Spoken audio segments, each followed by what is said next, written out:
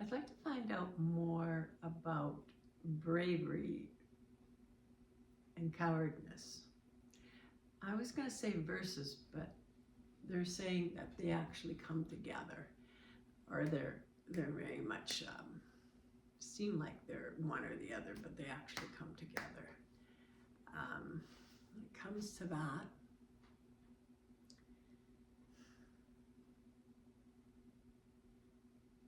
bravery is the absence of fear, and cowardness is obviously fear-based. So how can they come together if that's the case? Because they are really one. It's how they are one,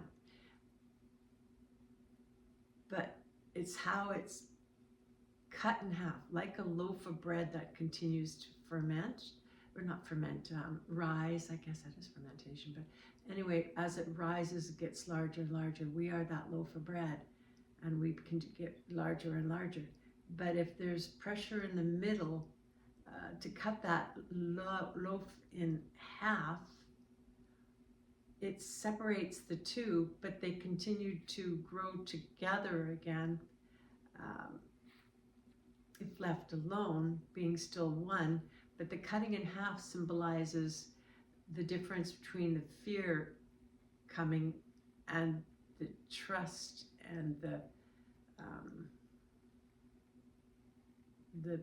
trust and the believing, which is who we are. So when you cut the loaf from bread, you think there's two separate breads, but in time they come together and they grow back together again, making one loaf. So the fear portion and the non-fear portion can support one another, and then they become the one again.